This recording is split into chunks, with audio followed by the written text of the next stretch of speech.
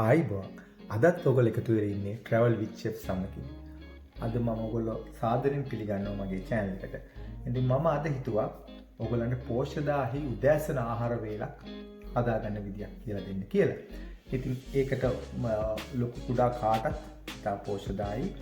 ඉතින් ඒක ඔයගොල්ලෝ දන්නවා ඒක oats වලින් හදන්නේ. ඉතින් oats ට මම එකතු කරනවා පුරක්කම්. එතකොට අපි oats පුරක්කම් mix කරලා හදන මේ oats කැඳ එකක් හදන විදිය තමයි මම අද ඔයගොල්ලන්ට කියලා දෙන්නේ. ඉතින් බලමු ඒකට අවශ්‍ය මොනවද ඒකට අවශ්‍ය ingredients කියලා. ඉතින් මේ තියෙන්නේ මේ oats. ඉතින් මේ වේලිච්ච හොඳ oats තියෙන්නේ. ඉතින් මේ ඔයාලට මේ විදිහට ගන්න පුළුවන්. අද ගොඩක් වෙළඳ පොළවල මේක තියෙන. ඉතාමත් මේක ගුණදායි, හරි පෝෂ්‍යදායි. ඉතින් ඒ වගේම දන්න කවුරුත් දන්න මේ කුරක්කම්.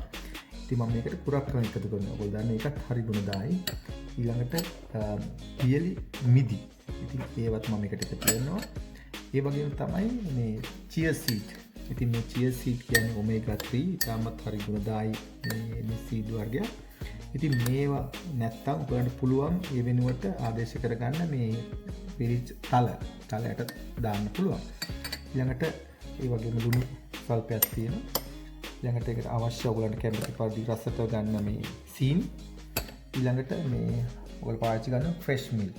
ඉතින් ඒක පාවිච්චි කරන ඉතින් fresh milk හොයාගන්න බැරි නම් ඔයගලන්ට පුළුවන් මේ පිටිකිරි දියකලා ගන්න. එහෙම නැත්නම් මම අහලා තියෙන සමහර අය ඒකට පොල් කිරි දානවා කියලා. ඉතින් මම දන්නේ ඒක කොහොමද රස කියලා මම ඒක try කරලා නැති නිසා. ඉතින් අපි කොහොමද කියලා බලමු ඒක හදාගන්න. ඉතින් මේක මේ විදිහට පස්සේ දානවා.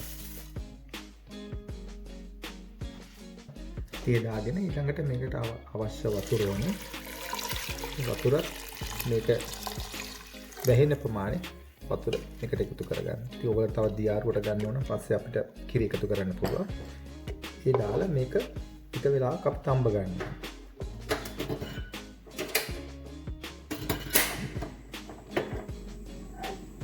ඉතින් මේ විදිහට මේක මදගින්නේ විනාඩි 5ක් විතර මේ විදිහට තැම්බෙන්න ආරින්න.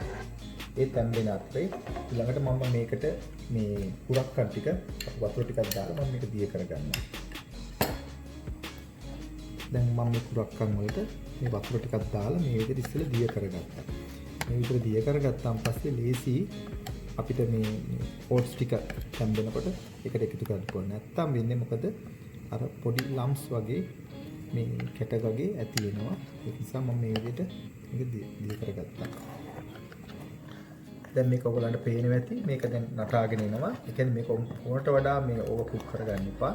දැන් මේක ගෙනකොට මම දැන් මේකට එකතු කරනවා පුරක්කම් ටික. දී කරගත්ත පුරක්කම් ටික ඒක දාපුවම මතක ඉක්මනින්ම මේක හැදි ගන්න. නැත්තම් මේක කෙටි ගහන්න පුළුවන්.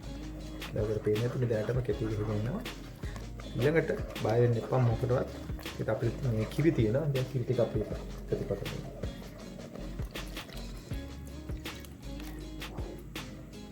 හොඳට හැදි ගන්න නැත්නම් මොකද කුරක්කන් නිසා ඒක දැන් නිසා ඒක කැටි ගහන්න බලනවා.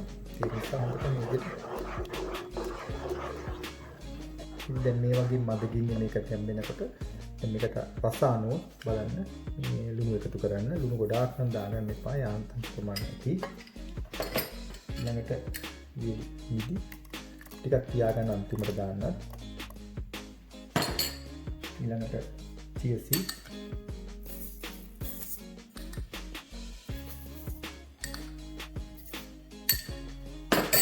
ඊළඟට ළඟේ රස අනුව එකතු කරගන්න සීනි ගැන දෙයක් වම දානවා. දැන් මේ කොන්ටර මේක කවල කරගන්න. මේක හරිය පෝෂ්‍යදායි දේ ආහාරයකට. ඉතින් ඔයගොල්ලන්ට පුළුවන් මේක මේ විදිහටම try කරලා බලන්න.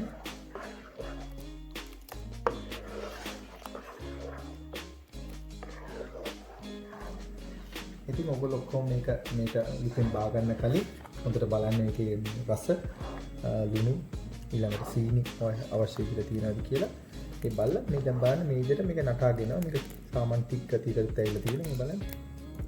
දැන් එනම් මේක හොඳට නැති මේකට අපි ලිපෙන් බා ගමු. ඉතින් මේ විදිහට බෝල් එකකට දාලා මේ ඔයගොල්ලන්ට කෑමට ගන්න පුළුවන්.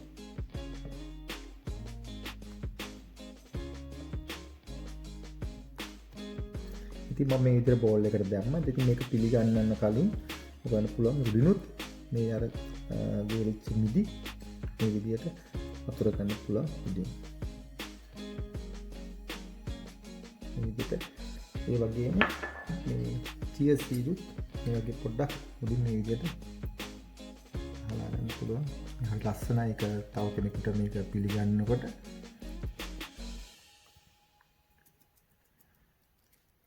මෙන්න මම අද ඔයගලන්ට කියලා දීපු oats කුරක්කන් කැඳ. ඉතින් ඔයගලන්ට පුළුවන් මේක ඔයගලගේ ගෙදර පවුලේ අයට මේ විදිහට හදලා මේ පෝෂ්‍යදායී ආහාර වේලක් උදෑසනකට කන්න. ඉතින් මම හිතනවා ඔයගොල්ලෝ මේ ගැන දැකලා සතුටු වෙන්නේ නැති කියලා. ඉතින් ඔයගොල්ලෝ try කරලා බලන්න. මොන හරි ටිකක් තියෙනවා නම් comment කරන්න මගේ travel with chef page එකට. ඉතින් නැවතත් මෙවැනිම වීඩියෝ එකක් හම්බෙන්න තුරු ආයිබෝවන්.